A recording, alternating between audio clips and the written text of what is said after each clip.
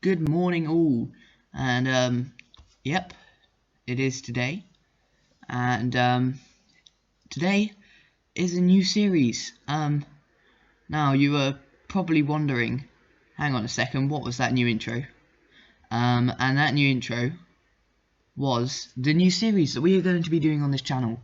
So this series is called Kerbanauts, as was obviously done by the series, and it's going to be a series where we go through the steps of going into space, from the very first launch of an unmanned satellite, to the first suborbital flight of man, to the first landing on the moon, etc.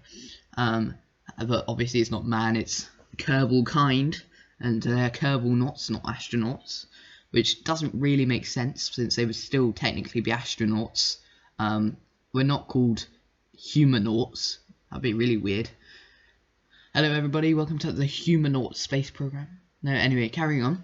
Now you may notice there's a Space Link flag in the background, and that's because I made the intro after I had recorded this video. And Space Link, yeah, their flag was just the one I chose for this before.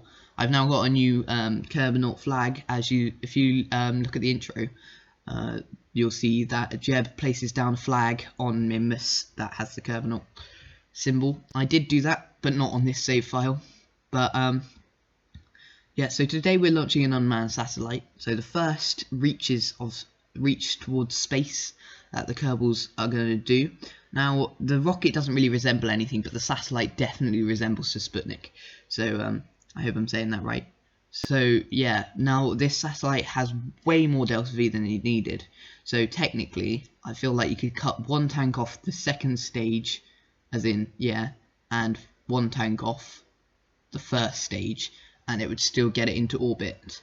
Now, you might see me placing some probe cores and reaction wheels up there near the top, and you might be thinking, well, the Sputnik already is a probe core. But number one, the Sputnik doesn't have reaction wheels. So I couldn't use that for that reason. But also, I don't really want to leave that much debris in space. So as you'll see in a minute, I do dump all the stages before I reach orbit. But the stage that does orbit the satellite can deorbit itself. So that's why we have that, and you'll see it later. It does burn up in the atmosphere. Now I experimented with different engines. I think I ended up with like the starter engines of the career mode, which are the swivel engines, and you might see some brakes. So there's about 4, maybe 5 brakes right in the center of the builds, and that's because between them there were test runs, and the test runs didn't go smoothly. So I had to refly the rocket numerous times. I ended up getting rid of, originally I put Reliant engines down there at the bottom, which you'll see, there we go, they put Reliance on the bottom, but in the end I picked swivels all around, because this, I will put the craft file in the description, but this rocket is really unstable. It really wants to flip. So if you want to fly it, don't really, normally you do your gravity turn quite early, and you'd get Matt Lowndes says that you should, by like 10,000 feet you should be at 45 degrees. In this, by about 10,000 feet you want to be at about like 20 degrees probably. You can't go any further than that or it just flips.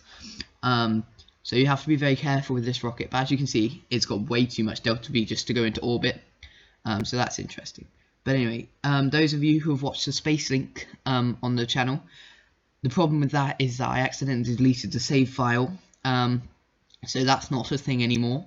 I will keep the flag for when I do just other missions, but at the moment this is my series of KSP, and I really hope it's good. I will continue. Next time we'll have the Kerbanauts flag in the background and you can see what it looks like. I made it, obviously, as I make all my flags.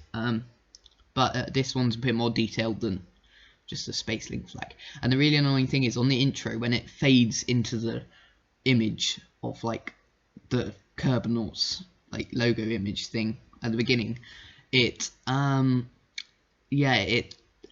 problem was I had to remake the flag completely because the flag size is like 256 by 160 pixels or something, yet the YouTube thumbnail is 1280 by 720, I think, so it's quite a lot bigger, and when I just sized it up, it didn't go well. It was very blurry, so I had to remake the flag completely. Now at this point I didn't have any camera tools mods installed, so this is why all the camera movements and things are a bit dodgy, because they are completely made using the mouse wheel and clicking. So there we go, but I'm now making a maneuver to bring us around into an orbit of Kerbin.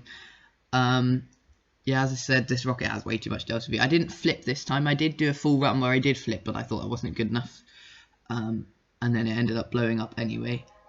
This uses no SRBs, as in firing off removing the boosters. It doesn't use any SRBs. They just fly away there, like so. Now today's episode is short. I was thinking of making it like a dual episode, so we have 2 rockets launched, but I decided against that. And also I was thinking about maybe like you don't have the UI up, so it just looks like a movie without the UI, but then I thought sometimes it's actually quite nice to watch the UI and watch me fiddling around with the map and getting exactly into orbit. So there we go, there's the next stage just gone.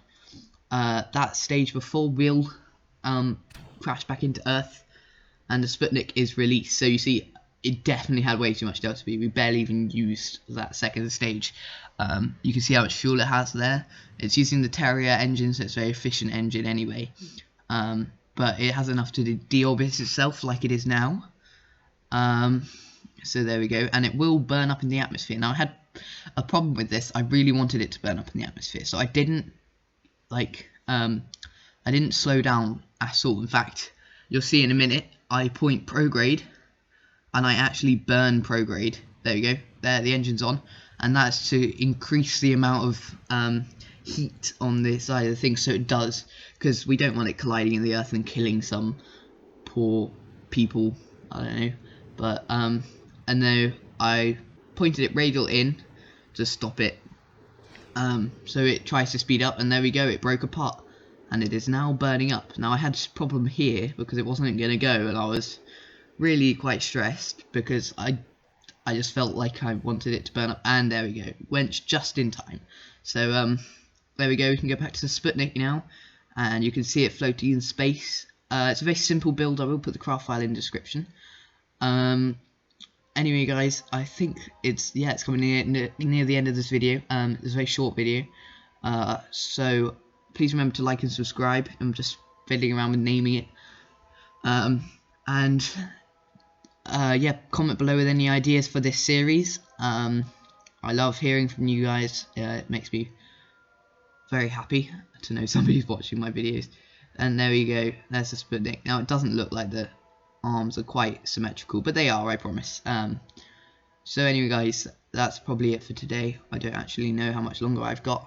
The end is in sight. Goodbye, have fun, I guess, and stay safe. Yeah, remember to like and subscribe, and also check out my Patreon. That's a good idea. Goodbye.